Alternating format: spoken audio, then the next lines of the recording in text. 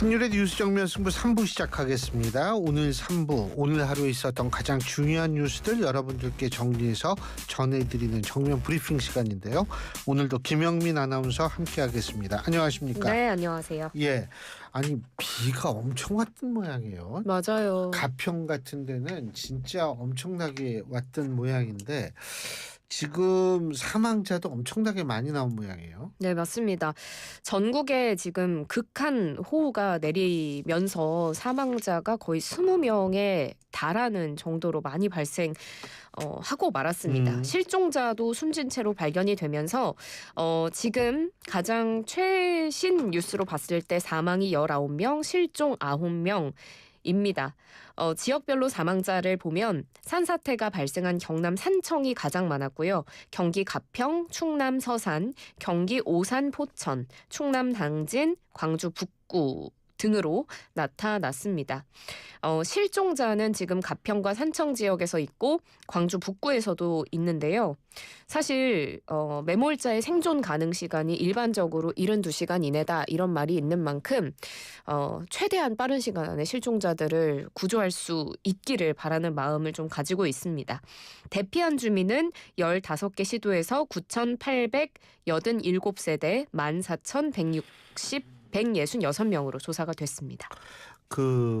제가 거듭 말씀드리지만 사실은 이렇게 극한 호우라고 얘기를 하는 이 호우가 매년 이렇게 이게 반복되고 있잖아요. 오히려 갈수록 이 극하게 내리는 건 심해지는 것 같아요. 그렇다면은 사실 이제 이거를 이 일상으로 받아들여야 되는 상황이 오지 않았나 이런 생각이 들고, 만약 일상으로 우리가 받아들인다면 당연히 일상적인 대비를 해야 되는데 그런 대비를 어떻게 해야 되는지에 대해서 사실은 좀 고민을 많이 해야 될 것 같아요. 네. 그러니까 제가 알기로는 홍수 지도 같은 것도 있는 걸로 알고 있는데 그런 홍수 지도에서 가능성이 있고 특히 산사태 같은 경우에는 이제 좀 예상이 가능하기 때문에 그러한 것들에 대한 철저한 대비가 좀 필요하지 않을까 이런 생각이 드는데, 국가유산 피해도 있었어요? 그렇습니다. 국가유산 피해도 속출하고 있습니다. 국가유산청이 오늘 오전 11시 기준으로 호우와 관련한 국가유산 피해가 총 14건으로 확인이 됐다고 밝혔는데요. 피해를 본 국가유산의 유형을 보면 사적이 7건으로 가장 많았고요. 국가등록 문화유산이 3건, 보물 2건, 국보 명승이 각 1건이었습니다. 유네스코 세계유산인 조선 왕릉 곳곳에서도 이번 비로 인해서 피해가 발생했고, 국가등록 문화유산인 남양주의 봉선사 큰 법당은 여기는 소나무가 전도돼서 법당 뒤쪽 일부가 훼손이 됐습니다. 아이고, 예. 또 1924년에 지어진 것으로 알려진 울산의 구 삼호교 같은 경우에는 일부 구간이 내려앉아서 출입이 통제가 됐습니다. 국가유산청은 현재 국가유산 위기 경보를 경계 단계로 발령해서 운영 중에 있습니다. 그러니까 이게 지금 폭우냐 폭염이냐 이런 건데 폭우가 끝나니까 폭염이 시작이 된 거 아니에요 지금? 그러니까 폭우인 날씨이거나 폭염인 날씨인 맞아요. 것 같아요. 둘 중에 하나예요. 네, 맞습니다. 오늘 오전 10시 기준으로 서울 서남권에 폭염주의보 발효가 됐고요. 조금 전 오후 4시 20분에는 서부권에도 폭염주의보가 발령이 됐습니다. 그리고 일부 지역으로는 폭염 경보까지 내려진 지역이 있고, 덥기만 하면 다행이라고 해야 될지 덥기만 해야 되는데 소나기도 내립니다. 대기 불안정으로 전국 곳곳에 오늘 밤까지 소나기 소식이 있습니다. 그리고 오늘 밤에 서울 등 일부 지역으로 열대야가 나타나는 다시 후텁지근한 밤이 될 것으로 보이니 더위에 대한 대비 잘 해주시기를 바랍니다.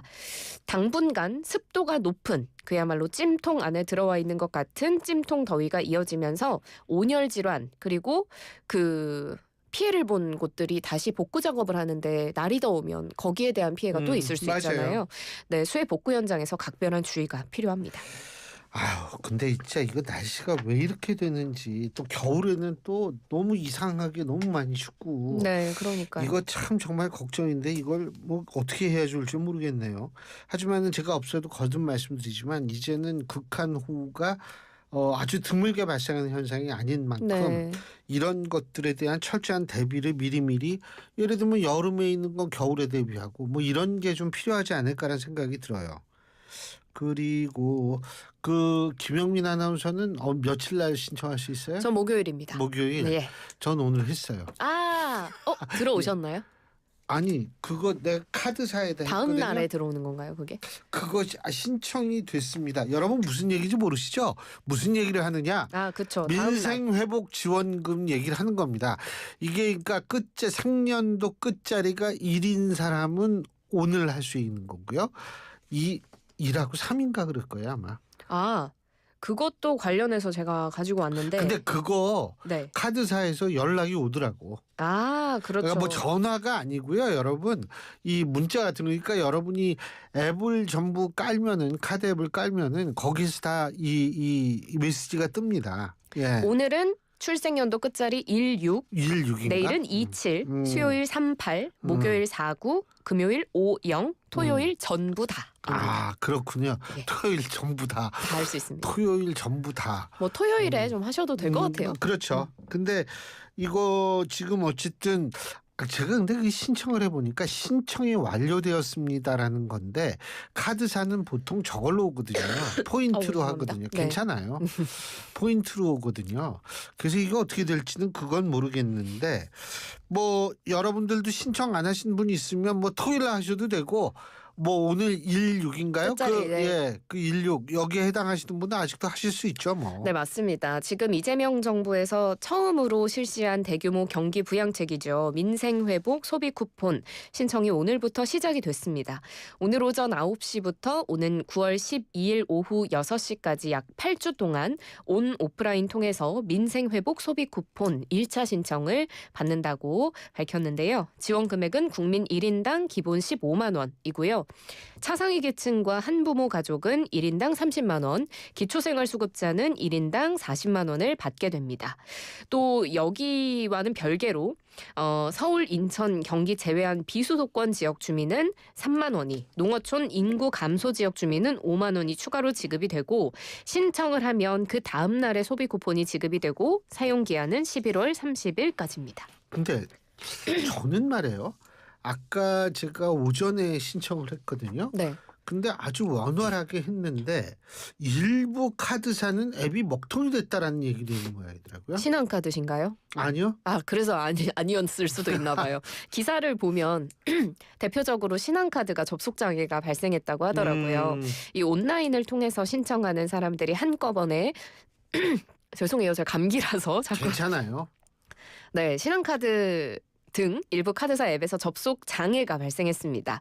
뭐 다른 카드사 앱에도 접속자가 많아 일부 서비스가 원활하지 않을 수 있다는 안내 문구가 나왔다고 하는데 교수님 나오셨어요? 그 문구? 아니요, 안 전혀 나왔어요? 아니 나는 들어가니까 뭐 진짜 다 앞에서 1분도 안 걸렸어요. 되게 간편하게 할 수 네. 있나 봐요. 그러니까 본인 인증도 뭐 거기에서 이제 뭐 앱 카드 사용할 거냐 뭐 그래서 그렇다고 본인 인증 그 지문 하나만 찍으면 다 끝나더라고요. 그렇군요.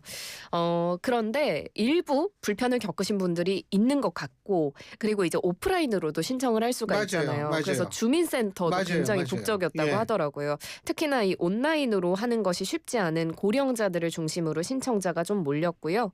뭐 각종 시중 은행들 점포도 이걸 신청하려는 고객들이 몰려서 창구에 많은 인원들이 대기했다고 합니다.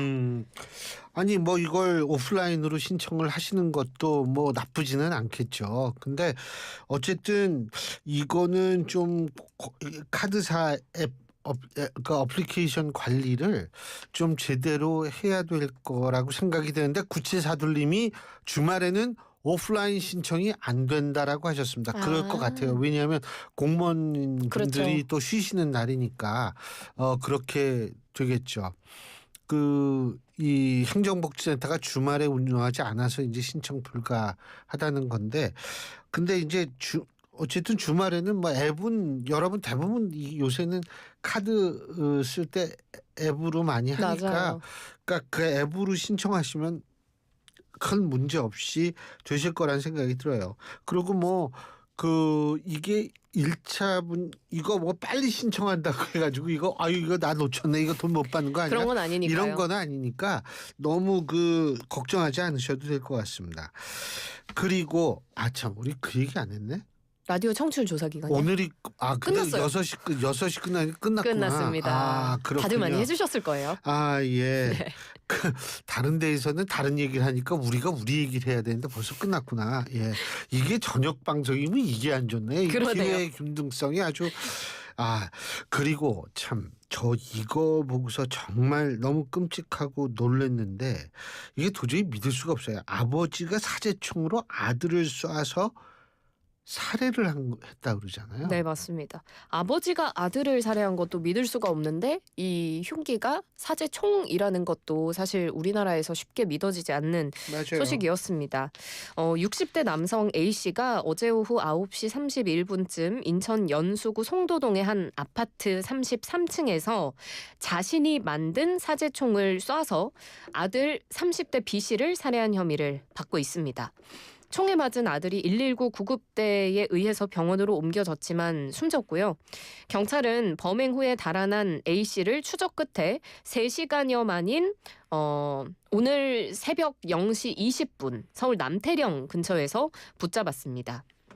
더 충격적인 건 이날이 아들이 마련한 아버지의 생일 잔치였대요. 자신을 위해 생일 잔치를 열어줬는데 그 현장에서 아들을 쏴서 살해한 겁니다.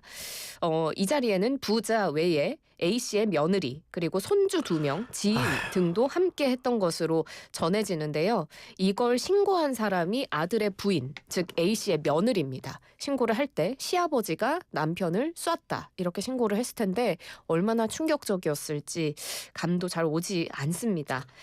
A씨는 사제총기로 산탄 2발을 발사했고요. 사제총은 파이프 형태로 돼 있었다고 합니다. 제가 이해가 안 가는 게 이 사람 차에서 사제총이 10정이 발견됐다는 거 아니에요? 10정이. 맞습니다. 그러니까 이거는 도대체 이게 뭐 하는 사람인지 모르겠지만 참 정말 위험한 사람이라는 생각이 들고 그 말도 안 되죠. 아들을 쏴 죽인다는 게 그게 물론 딴 사람 쏴 죽이는 것도 말도 안 되지만 너무 끔찍한 일이고 더군다나 손주 앞에서 그러니까요. 이게 진짜 근데 이 사람 집에 또 폭발물이 설치되어 있다 뭐 이렇게 또 얘기를 했던 모양이에요. 네, 맞습니다.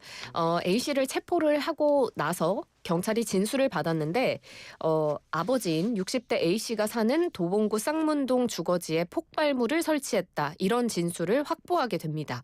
그래서 현장에 출동해서 실제 사제 폭발물을 발견하고 제거했는데요.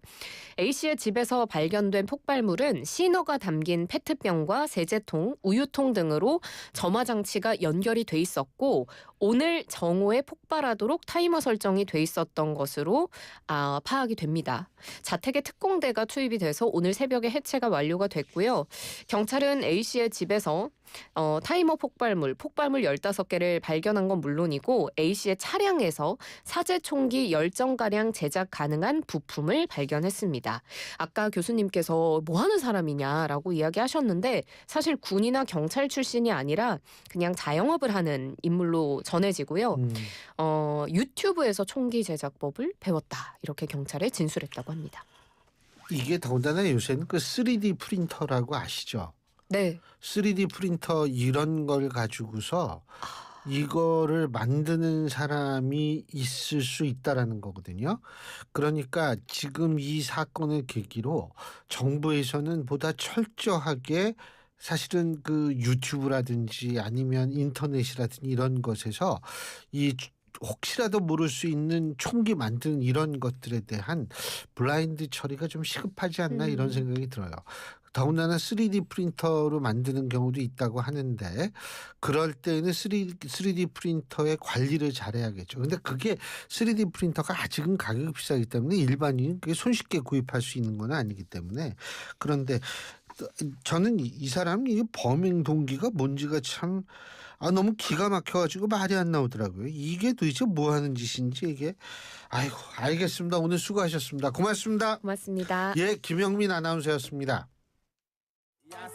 춤과 노래를 즐기는 장수마을 가곡